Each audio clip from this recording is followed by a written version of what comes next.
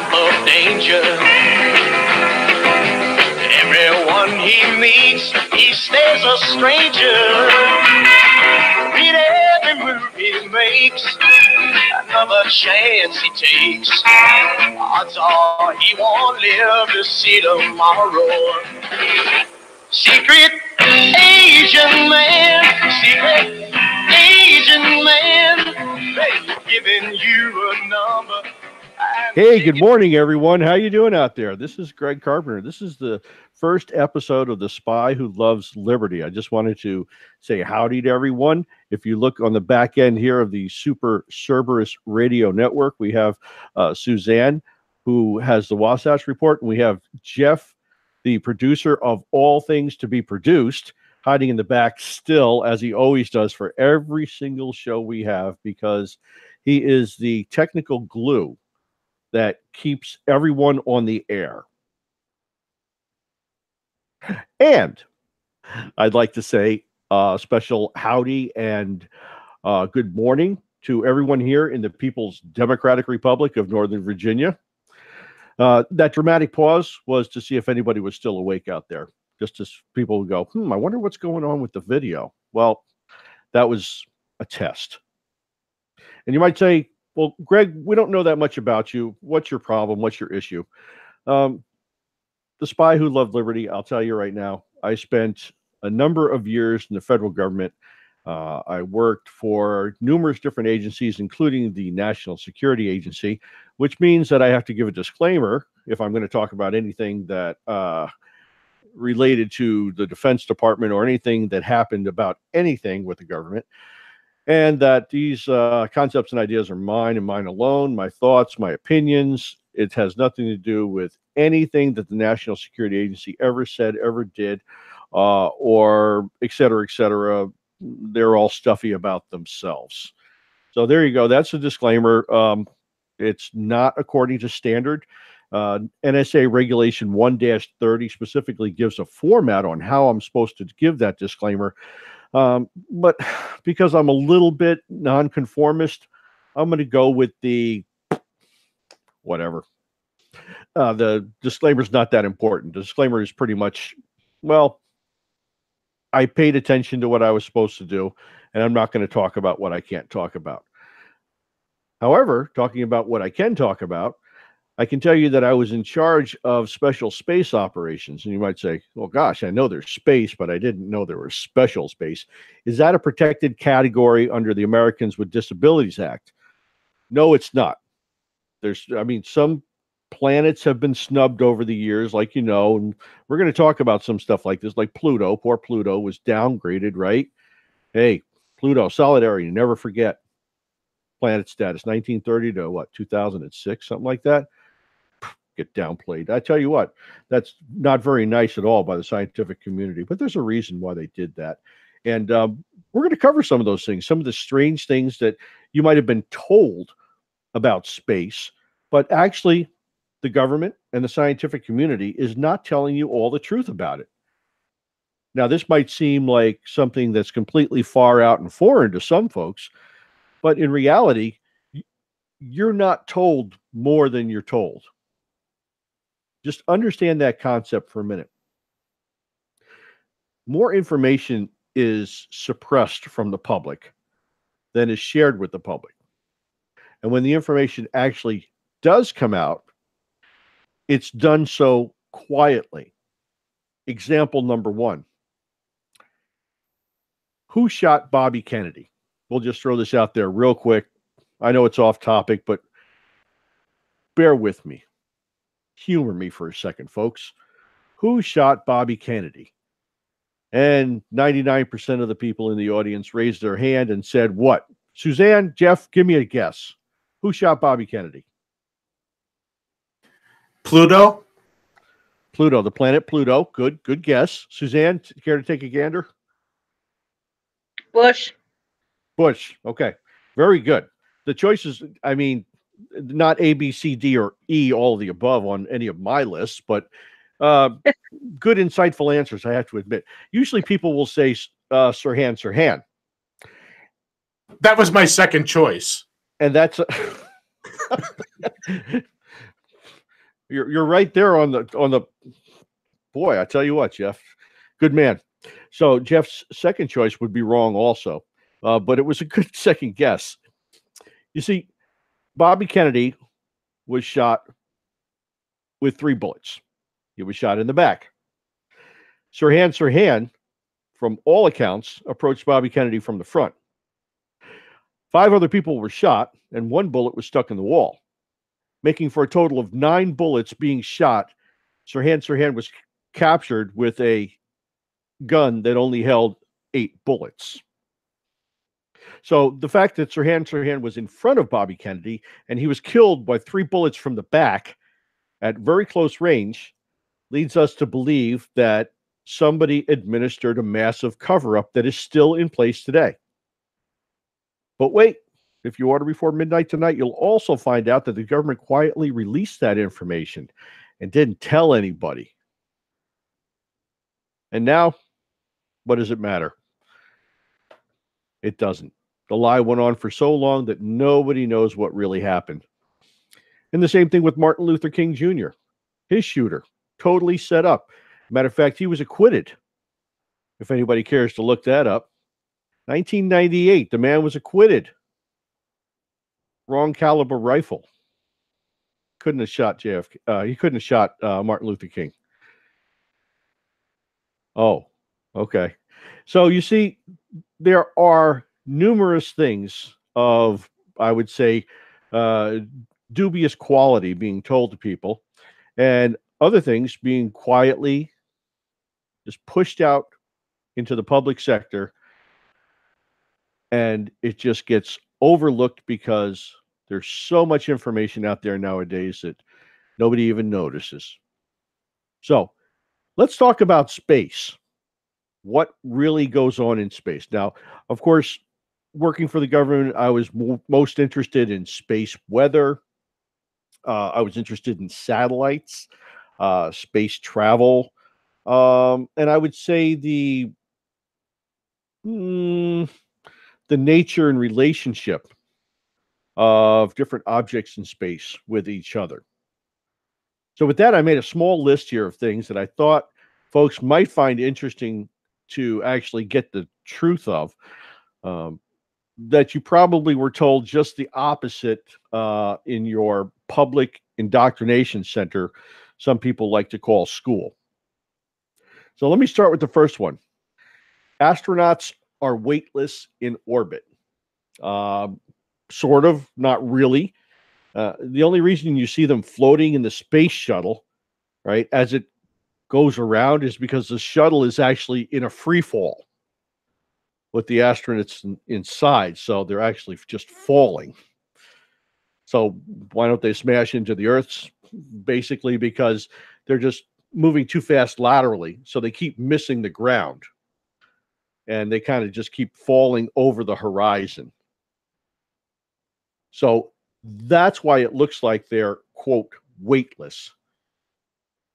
And if you think about how fast they're falling, it might, if you have more hair than me, it might raise the hair on the back of your neck. But yeah, they're not sitting stable in orbit at all. They get up to a certain altitude, and then they commence with a free fall. How would you like to spend all that time in a free fall?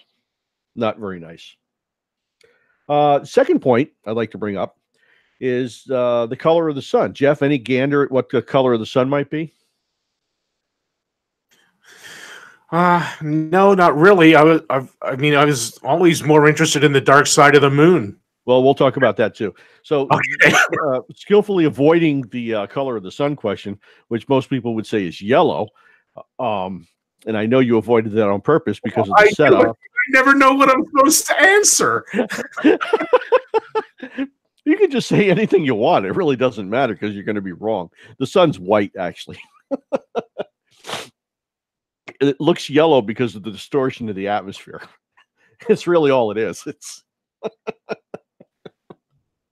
so all those kiddie books and stuff like that, you know, when you're supposed to color inside the lines, I would say number one, color outside the lines. It, you know, annoys the teachers. I mean, no end. Number one. Number two, when you have that cute little picture of Spot running across the grass and eating flowers and the big sun up in the sky. Just do it white one time, okay? Just do it white one time for Mr. Carpenter here, and tweet it to me at gscarp12. Send me a picture of the sun white, because you can tell the teacher I'm looking at the sun with unfiltered eyes in a non-distorted manner. You, on the other hand, are completely distorted. But then it's going to disappear in the clouds, because the clouds are white and the sun is white. So how do I'd never be able to find the sun. Oh, you certainly would. You certainly would. Because of the amount of heat that it gives off. It burns through the clouds. You know that. It shows through the back end of the clouds for the most part. And the only time that the clouds are dark is when they're building up and they're fixing to go into storm mode. So yeah, you'll be able to see the sun, no problem. Don't worry about it. It'll always be there for you, Jeff. Well, now I feel much better. I'm glad. Now, Suzanne, what percentage of the time does your cell phone use the cell towers to get to satellites for communication to go overseas and stuff like that? What do you think the percentage is? I was just reading about that. I had a hunch. How would I know? I would say all the time. Less than 0.1%. No one said we were doing math today. Oh, we're going to do more math later. Yeah, it's this is most exciting. I mean, I don't know what the problem is here. You guys, you're up first thing in the morning. We got the sun out here. We got all happiness and stuff. You know what? We're going to talk about Lagrangian points later on if you guys don't straighten up. Oh, when you start talking to the Klingons, we're in trouble.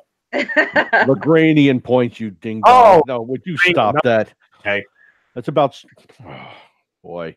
You see, folks, and this isn't even government entities that I'm working with here today. I'm getting all this flack. So your cell phone uses the satellite system less than 0.1%. 99% of all communications on this big planet here of ours go through the undersea cable system. Your cell phones will hit the cell towers, which only have a range of a short distance on the surface of the earth. That's why cell towers are all set at the same altitude so they can speak to each other. Communications on cell towers are sent back and forth through microwave dishes. The cell panel will collect your signal, and it'll be sent over to the microwave dish and sent to a feeder point that takes it and sends it on a terrestrial line. And if you're talking overseas, it'll go through the underseas cable to somewhere else. If not, if it just stays here in the continental U.S., then it just goes through terrestrial hops straight on through. The satellite system is, comparatively speaking, let's just say it like this, it's never used. How about that? Most of the satellites that are up there are for not for communications as we would say on the phone, but they're used for television. They're used for radio broadcast and numerous other things like that. Of course, there's military applications and GPSing. So there's many applications for satellites, but as far as telephone communications, no. It almost never hits a satellite. Now, next one. Let's go move on. Does anybody care to take a gander on how dangerous it is to fly through an asteroid belt? Well, if you've seen Star Wars or pretty much any other space movie, you know that you're talking about life and death trying to get to an asteroid belt, right? Actually, the density of asteroids in an asteroid belt that we have here in our solar system is so sparse. It's so significantly lower than what you would see in a Hollywood movie, because in reality, it's not that active. You don't have like one right after another coming at you and bowling you over. That's not the way it is. It's not even close. The density of asteroids in an asteroid belt is so thin, you'd be able to fly through, and you probably would not even notice that you're flying through an asteroid belt. If that sinks into your head, let the next one sink in a little bit more. But Greg, what I'm really worried about is that big eel thing that's in them that comes out to eat the Millennium Falcon. That's the only thing that I'm really concerned about in asteroid belts. Oh, okay. Well, there's a plus side and a negative side for this. Number one, it is a government experiment, and and they're suppressing the information. I didn't mean to throw you off your game. And they're suppressing the information from you. And number two, there's great medicinal value to the saliva of that thing. I'll tell you what, that thing can cure all of our bacterial infections, our illnesses, everything. So we got to keep them up there, keep the Millennial Falcon away. But let these secret government agents from the Men in Black take care of harvesting saliva from those things, if you would, please. Next thing, what was I talking about? I don't even know. I told you your game. I'm sorry. If you decided to tune in right now, you're listening to The Spy Who Loves Liberty. We're talking about lies that you've been told by the government and scientific community about space, and things that happen in space. Among other things, the sun is actually white, and astronauts are in a continuous free fall, which makes them look like they're weightless. But right now, we're going to hit the Great Wall of China. Is the Great Wall of China the only man-made structure that you can see from space?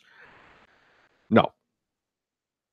Actually, it's not even the most visible, but from the International Space Station, which is about, I want to say between 245 and 255 miles up, you can see the Great Wall and numerous other man-made structures. It's not like it used to be in the old days where we didn't have anything that you could see.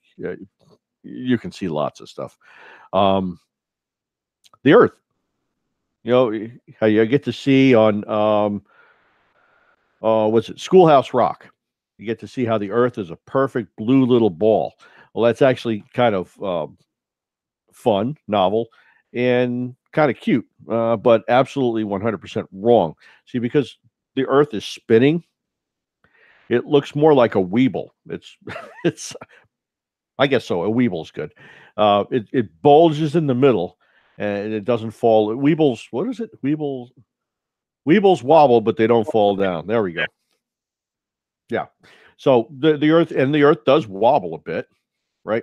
So I guess it is it's a natural made weeble. I like that.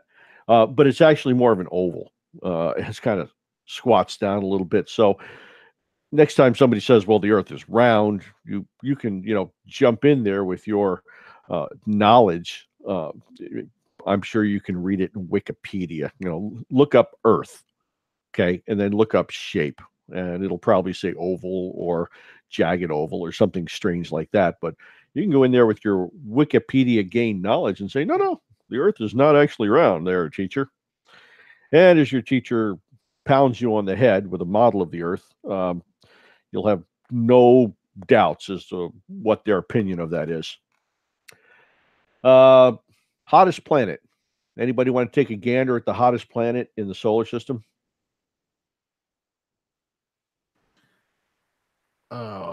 Mercury.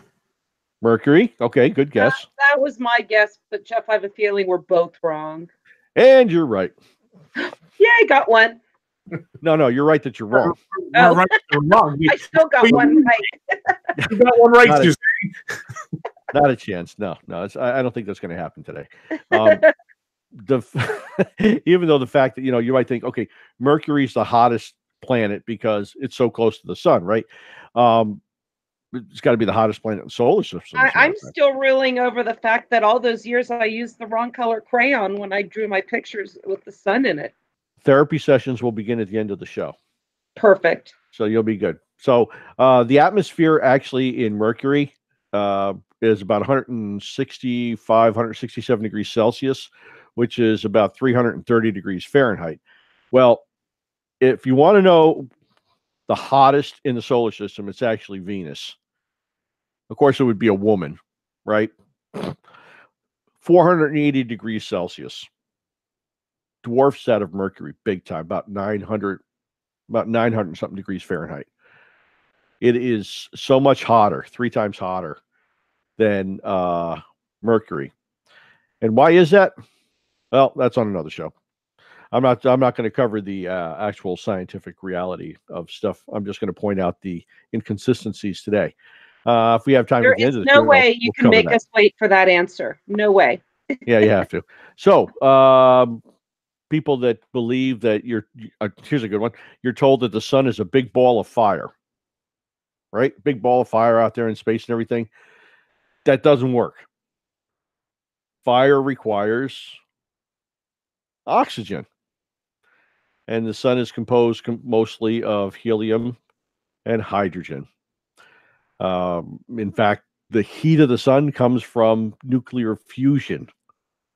The pressure and the temperature in the sun's core causes the hydrogen atoms to fuse together and form helium atoms. And during the process, it gives off an intense amount of heat and light, which is why we're pursuing nuclear fusion as opposed to nuclear fission for energy purposes. So all these years that you've been told that, it's a big ball of fire up there. No, it's not. It's a nuclear reaction that you see happening on an ongoing basis. But don't worry. Don't worry. There's enough fuel that'll last a few 100 million years. So you got a little bit of time before that runs out. Jeff, Dark Side of the Moon. That's the next one up here. Dark Side of the Moon is not dark all the time. I think Pink Floyd said that well. Right? It's just faced away from the Earth due to the rotation of the planets. And I'm not going to use the word yet. You know why? Because I'm going to get yelled out. No, I'll use it. Because of the Earth and the Moon's movements around their barycenter. I got it in. We'll talk about barycenters later. Don't worry, folks. The rotation of the Earth and the Moon, it actually keeps a certain side of the Moon away from the Earth. Does that mean we haven't explored it? No, we've explored it. We've been over there to the dark side of the Moon. And if you're on the Moon, you can think of it this way. There's actually a dark side of the Earth. Because a certain part of the Earth will consistently be facing away from the Moon. Now, let's talk about the International Astronomical Union. Very few bodies in this Earth that I despise more than them because they revoked the status of Pluto as a planet back in 2006. It's considered a dwarf planet now, which somehow doesn't make it a planet. I don't know. But outside of Neptune, there's something called the Kuiper belt, and it's a massive asteroid belt. Okay.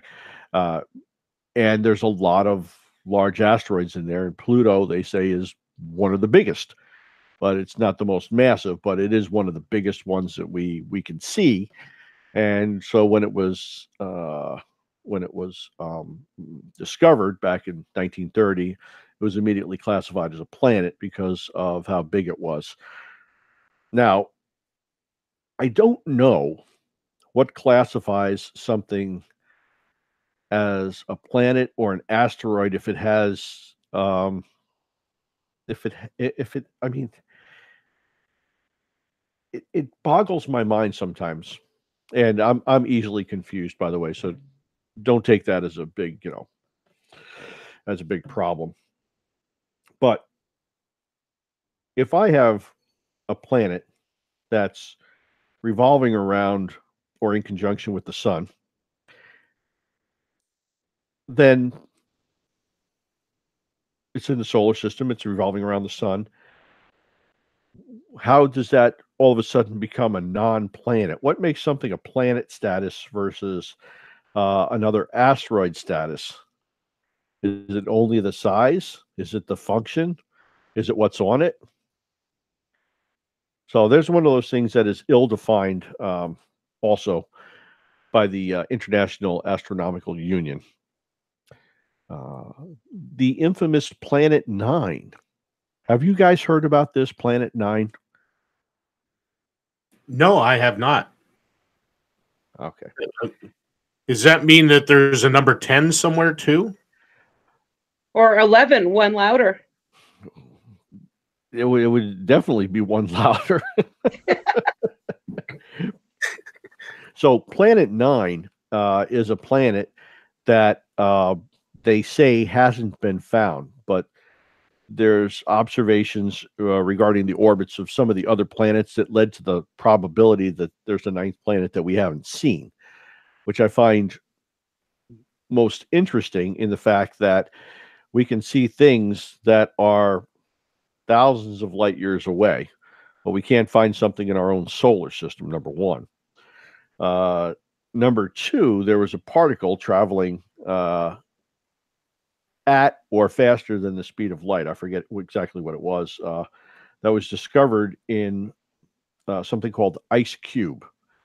This is not a wrapper or something. This is a 1 by 1 by 1 meter, 1 cubic meter block of ice at the South Pole that captured a light particle, and they're actually deciphering and reading what is on the surface of the light particle. And that traveled for 5 billion years. So we're able to get this thing, and we traced back already where it came from and modeled the universe backwards to find out where this came from. We can do all that, but we can't find a ninth planet that's in our own solar system, essentially in our own cosmic backyard. I find that as a load of horse hooky. First of all, I think they know what's there, and of course, they're not telling us about this ninth planet, which is interesting because when you read ancient Sumerian texts, and I don't know if you guys have read any of these or not, but this is totally fascinating. The symbology that's used identifies Earth as the seventh planet. And if you count, we're always considered the third planet from the sun or whatever the hell we are, right? Well, if you count backwards from coming outside inside, we'd actually be the seventh planet on the way into the solar system, not out. So it would make a case for a ninth planet. If we looked at the Sumerians who studied the skies and seem to know a lot more than our astrologers are telling us. Black holes. Black holes. What is your concept of a black hole, Suzanne? What does it look like? What would you think it looks like? Nothing. I got an answer. Washington, D.C. You know what, Jeff? You win the prize. You win the prize. I'm actually packaging. I know of. It sucks the life out of everything. I'm light can't even escape from DC, right? So a black hole is actually like a ball. It's not this big funnel thing that things get sucked into and get shot out the back end, right?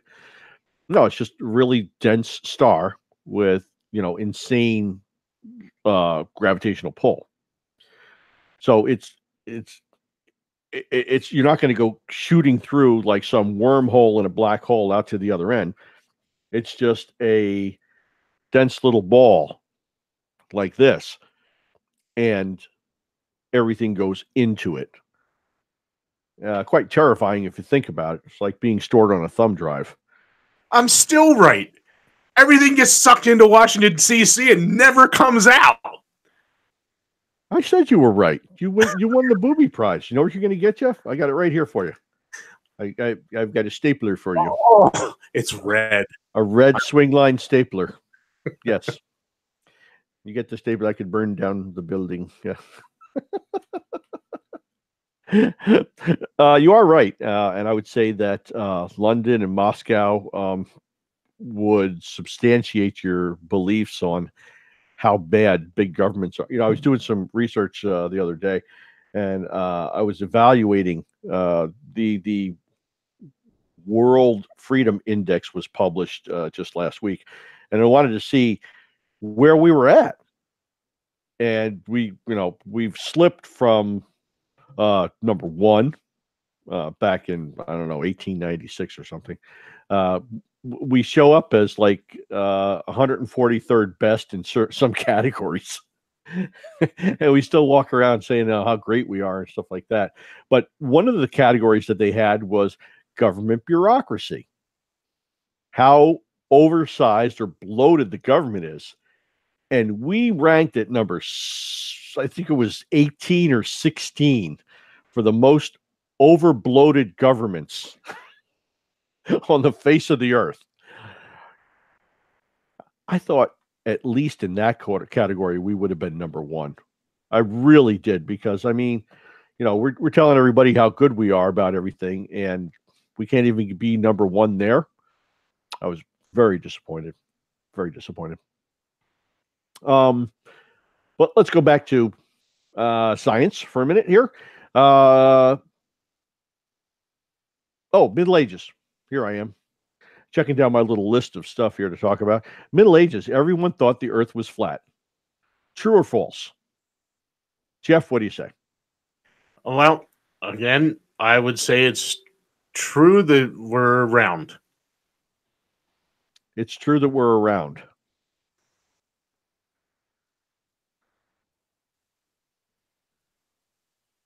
That's a non sequitur to me. No. In the Middle Ages, did people think the Earth was flat? Yes or no? Yes, they did. Yeah. Okay. Suzanne Gander? I'm going to keep her awake. Getting coffee. Sorry about that. Oh, man. I thought even the ancient Greeks knew that the Earth was round. That's right. Jeff, you're wrong again. I got one. Shows you what you get for being a public servant. The Greeks found out about 300 BC that the Earth was round. So that's why people went sailing off to the west to get to the east. It wasn't to go out and check out the end of the Earth. They knew they can get around the Earth. So then why yes, Suzanne, you win one there. All those maps that had dragons on the edge of the map, like there was the drop off and the dragons, because they did, didn't they? I'm going back to my elementary school and high school history. Yeah. That's what we call decoration. Oh, okay. They really when you get to the end of the map. That was as far as they had. That's as far as they had explored at that point. So they didn't know what was out there after that. And then the dragons were there after that. You want to say that again? So the map, the maps are flat, and then but the dragons were after the map, and so that's where the end of the map. That's where the end of the Earth was, because it was flat. No, not the end of the Earth. That's a representation to show that's as far as they had explored already. That's all they knew about. You're right. That's what I get for being a public servant. I believed my elementary school education all these years. You see that? Folks, if you're just tuning in, this is The Spy Who Loves Liberty. I'm your host, Gregory Carpenter here, former NSA dude, and out in the public domain now. I was outed on WikiLeaks a long time ago. Felt good about it. Not really. But I have to do something, and I have to make a living. So here I am, sharing as much information as I can about everything that really hasn't been shared yet. And we're having a good time. I got Jeff Johnson in the background here, the producer, who's hanging low and getting all the answers wrong. And our Suzanne Sherman, who is being quiet right now. What's better than a lawyer who's got the microphone off taking notes? Nothing, folks. So let's move on to the next item on the list here. How cold is space? How cold is space? Now, that's a good question. Any gander from anybody out there? 300 below. 300 below. What? Fahrenheit? Celsius? Whatever. Celsius, Fahrenheit, whatever it takes. Okay, well, either case, Absolute zero. hold on, either case that you try to go with on that, 300 below doesn't exist, either in Fahrenheit, Celsius, All or right, Kelvin. Fahrenheit. So, Below okay, it doesn't below exist. zero. So you got to pick something. It doesn't exist.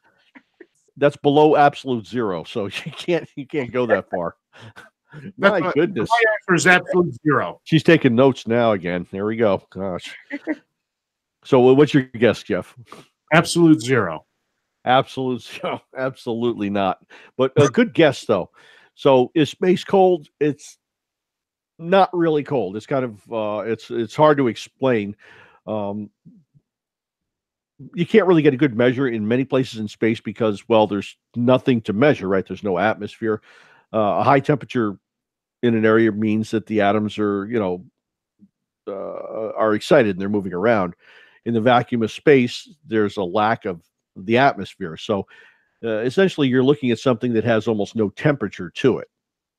You can't measure the temperature in many places, but if you were to leave an object somewhere in deep space, let's say far from stars and planets and other bodies, it eventually comes into what's called the thermal equilibrium with the cosmic microwave background.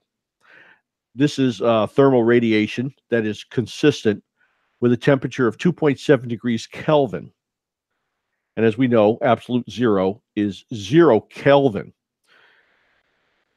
Stars will continuously produce heat, which radiates into the empty space. And they receive a little bit of, radiation from the cosmic microwave background, but the power of thermal radiation, let's say, is proportional to the fourth power of the temperature. So a star like the sun with the surface temperature of about 6,000 degrees Kelvin will emit trillions more times of heat than it receives in from the cosmic microwave background. The planets, they receive a lot of heat from the sun. And they also emit heat into deep space. And given that the Earth has an average surface temperature of nearly 300 Kelvin, right? It too emits millions of times more heat than it receives from the cosmic microwave background.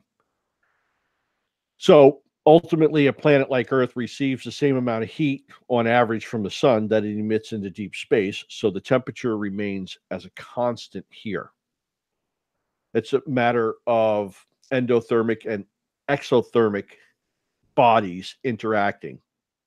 You get something out into deep space, it will fall into the background of that constant. If it emits heat or receives heat, it will be in a relationship of how much it's getting versus how much it's sending out.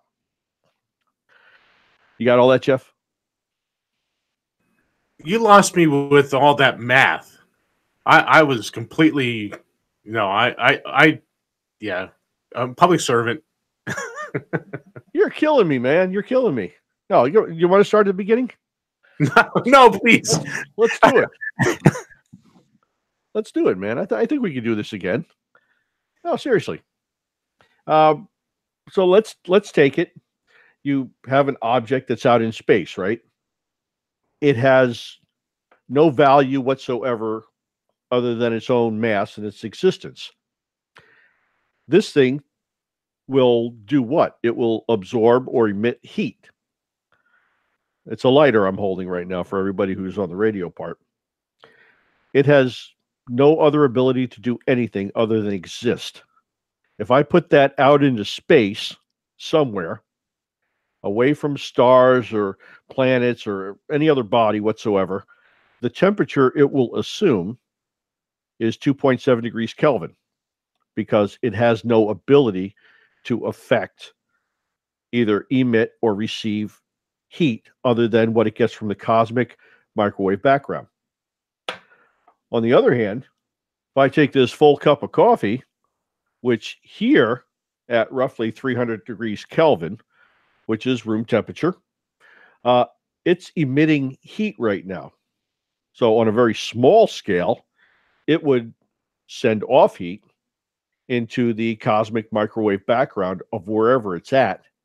And technically, on a very small scale, it would emit heat off here into the Earth where it's at right now. It's emitting heat off to the Earth and receiving heat back from the Earth. Therefore, eventually, this will assume, in this environment, it will assume 300 degrees Kelvin or room temperature, which is why your coffee cools off over time. It's just basically giving and taking heat to equal the environment that you're in, exothermic versus endothermic activity. Is that better? I get, yes. When you started talking those math equations and all that stuff in there, I was lost. You said something about, I don't know. The proportional power. Yeah, something like that. Yeah. Yeah, thermal radiation is proportional to the fourth power of a temperature. Right. Started talking the fourth powers and all this other stuff, and I was lost. Okay. But now I get it, because that makes sense. Because of, so the temperature of the sun is so much greater than the cosmic microwave background, right? That it's giving off much more power and heat than it's ever going to receive from the cosmic microwave background. You see, so that nuclear fusion reaction is giving off power and heat at 6,000 degrees Kelvin, which is just, I would say warm. Warm enough to like put an acetylene torch to shame. Okay. But it's giving off so much power and so much heat that the amount that it receives from the cosmic microwave background is almost insignificant in reaching an equilibrium between space and the sun. The sun will consistently have much more heat to give off than it receives from the background. Okay. You're doing well. Suzanne has 1, and Jeff has understanding of 1. That's good. We're going to move on. Next one. Would you freeze in space? Do you think you'd freeze in space? And I'm just going to answer this one. I know the answer to that one. Go ahead. Your blood will boil. Okay, we'll get to that in a minute.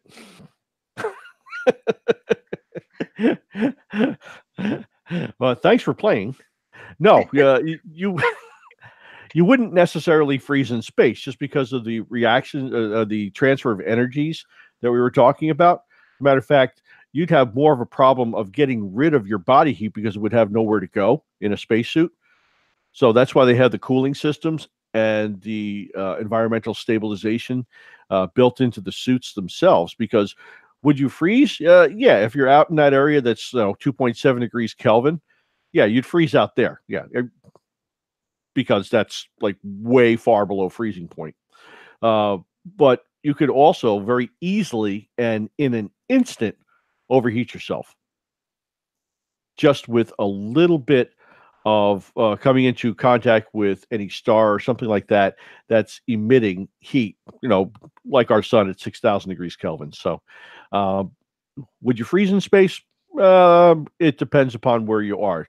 It's all about, it's like real estate. It's all about location, location, location. Let's talk about the blood boiling. Let's do that too. Does your blood boil in space? No. Sorry. The blood's in a closed system, and the effect of zero pressure wouldn't affect it immediately. As a matter of fact, what you'd have first is your saliva would probably dry up, and the liquid in your eyes would dry right out. And of course, your eyes would, because they're mostly liquid. I don't want to get into the grossness thereof, but that stuff would just turn into a gas because there's no pressure holding it together. And then eventually your blood would start to boil, yes, but it wouldn't get hot, right? It would be the same temperature as the environment around it, but because the pressure is low, if you look at Charles and Boyle's law of gases or the tri-gas theory, then you can learn that as the pressure goes down, the boiling point for liquids also goes down. But it can't be in an enclosed system because the compression or the I just lost the word. The pressure in a closed system doesn't change. That's Charles' law of gases.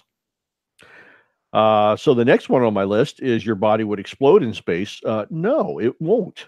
It might bloat a bit, but it's not going to come flying apart, not even close. Matter of fact, in 1966, there was a technician in Houston who was testing a spacesuit. When he decompressed at 120,000 feet he was, which is about 23 miles up. He survived the episode, no problem. He did pass out, but he remembers that his saliva started to boil on his tongue before he lost consciousness. And they brought him, they were bringing him back down at that point. And he was unconscious for a bit, but he had no other side effects whatsoever. So your saliva would boil first and then your eyes, and it would eventually, as things fell apart, then you would eventually fall apart. Let's see. Oh, comet trails. So in relation to a comet, Jeff, where is the tail of the comet? Go. Behind it. The mass is in front as it's going through space, the tail's behind it. Right. Suzanne, any guess on that one? I'm gonna just go with the exact opposite of what I was going to say and say it's in front of it. Okay. Great guessing, both of you. You're both wrong. The comet's tail is actually influenced by heat and solar winds, not friction or breakup. So that means that the tail is always facing away from the sun, regardless of the comet's direction of movement. That was my next guess. That and Jeff just passed me a note on Messenger saying, Greg, I think it's the solar winds and the heats that does it. Explosions in space. Can you hear an explosion in space? A different Jeff, not me, Jeff. Must have been Jeff Biggs. Oh, so I didn't say that online, did I? So can you hear an explosion in space, Jeff? Yes or no? Oh man, you're asking me this. Does the tree make noise when it falls in the woods? Question. Oh my gosh, I don't know. Okay, so if you're in space and an explosion happens in front of you, will you hear it? Yes. No, you'll be dead. You can't hear anything in space. There's no medium for sound to travel through. Okay, but chemical explosions also explode. They'll explode in space, right? Because they're breaking up weakly bound chemical compounds, and you don't need oxygen. Nuclear explosions can happen, of course. You got the sun going on, right? But you're not going to hear them. So can there be any type of explosion? Yeah, but you're not going to get the oxygen-induced explosions. You'll get chemical and other things like that. Electrical can happen too, but you're not going to hear it. It's going to be pretty quiet. Well, it would appear to be quiet. There is a noise to it, but it would appear to be quiet no matter where you're at. How about that? Why can't we go fast in space? Why can't we go those 100,000 light years away? Right? Space has no resistance, so even the weakest engines can eventually accelerate a massive object to incredible speeds. Think about it. But the problem is fuel. And also to accelerate for a long time, you need to keep the engine running or something like that. And once you hit max speed, you have to be able to have reverse thrusters that shut things down. So you're using massive amounts of fuel. So we can't go super fast in space because we can't go super stop in space yet. We haven't figured out a way to make the fuel. I think I'm going to do my next show about that, about the carburetor. There was a guy in 1974 who demonstrated that his carburetor could get 100 miles per gallon. He drove in Texas and he modified the carburetor.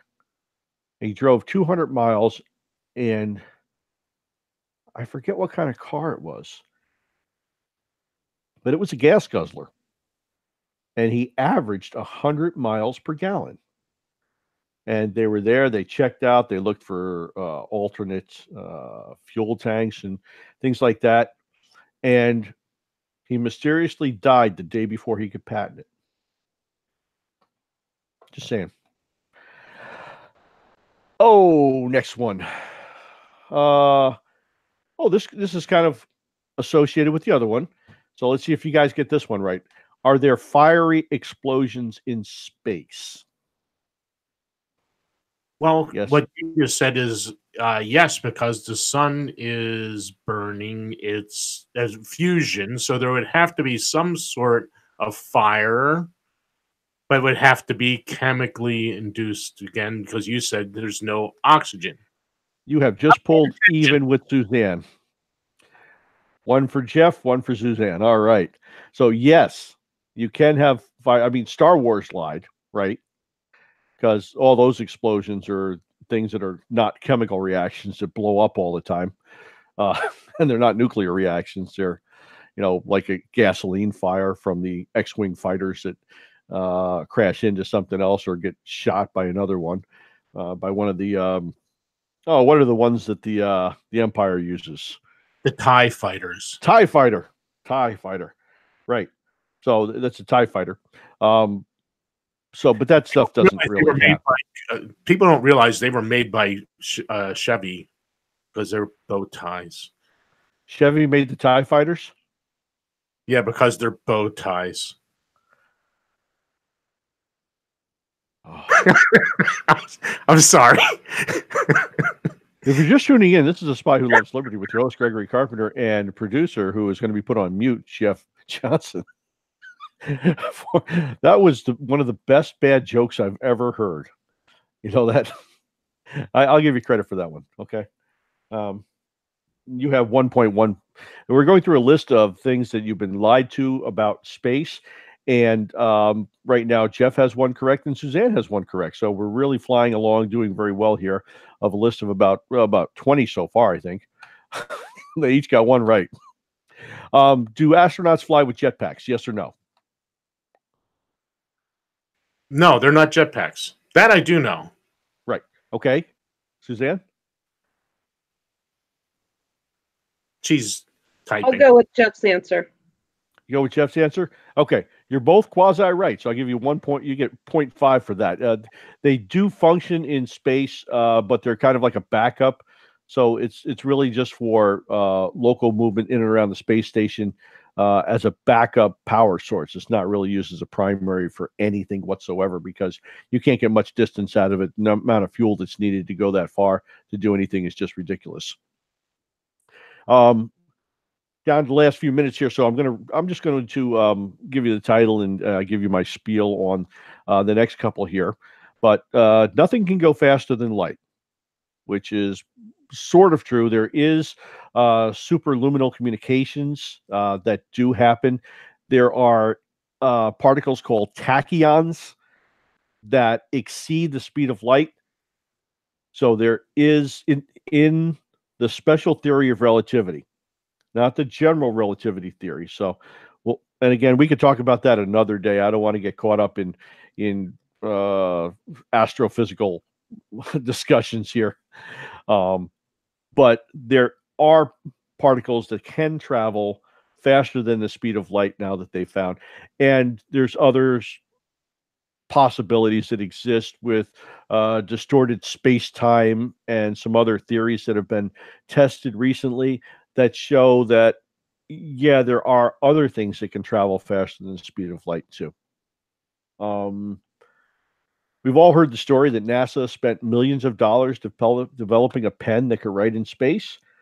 Well, that really didn't happen. It was actually privately developed by the Fisher Pen Company, independent of a NASA contract. They didn't have a contract with the government to develop it. All right.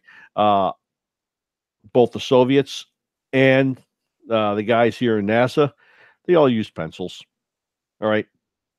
Once the Fisher Pen Company perfected the space pen, then it was given to both the Americans and the Russians, and they all used the anti-gravity pen.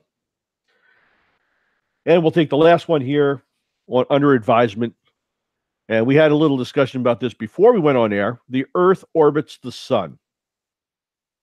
So this lie, and I'll call it a lie because it is technically a lie. I mean, you can go back to your high school science teacher and slap him in the face with this. Every object exerts force on every other object, which means that not only does the sun's gravity affect Earth's motion, but Earth's gravity affects the sun's motion. So technically, both objects orbit around something which is called the barycenter. For Earth, this point is so close to the core of the sun that it doesn't make much difference. It looks like the Earth is just revolving around the sun itself, but it's not. It's that off-center point called the barycenter that it actually rotates around. If you look at Jupiter, for example, the barycenter is roughly 30,000 miles away from the surface of the sun, or about 55,000 miles from the center of the sun. So technically, we're all orbiting around each other. It's a combination of the gravitational pull and the mass of all bodies that are in the solar system that affect each other body in the solar system. The four largest planets in the solar system have the biggest pull and have the most influence in the activities of the solar system, and therefore you can say that the other planets are so small or insignificant, like Mercury and Mars, that their barycenter is almost perfectly in the center of the sun itself. So there's some stories and there's some data. There are data that will kind of like clue you in a little bit as to the truthfulness of your science teacher and the government for everything that they have or haven't been telling you over these years about what's going on in space. Jeff, what'd you learn today? I learned that I really don't know anything. I really am as dumb as they say. Man, that was brutal. Why don't you get yourself a cigar and then kick back a little bit, my friend, and relax? You just beat yourself up more. Suzanne, you learn anything today? I learned how little attention I paid in science class. Well, no, you gave all the textbook answers for the most part, except for 1.5. The blood boiling thing, to be fair, I saw on TV, and TV, they're never wrong, are they? No. As a matter of fact, my father used to tell me back in 1967, 68 or so, if you saw it on TV, it's got to be truthful. And you know what? I tend to believe that. And then I worked for the government, and then I realized that everything I saw on TV was pretty much a lie. And that really changed my perspective on life, the universe, and everything, to quote Douglas Adams. And what we're taught in school and what the government tells us. What a great debut for your show. Well, I'm glad you guys had fun. I hope everyone out there learned a little bit about how many stories you're fed by the government and the schools and the scientific community. I think what I'm going to do is talk about, and I can't think of that guy's name off the top of my head, but the guy who invented the 100 mile per gallon carburetor. His story, and there's some other inventions that were suppressed by the government that coincided with untimely and strange deaths in relation to when guys patented stuff and did things that I think is a good second show to go forward with here. I think we're going to cover that because that has a lesson for you on the power of government and tells you how much big business can force government into doing things. So, Jeff, any closing comments or anything you want to add on the end of this? Negative, sir. You have a great day. Thank you, sir. Suzanne, anything? Are you going live tomorrow? Yes, ma'am. Awesome.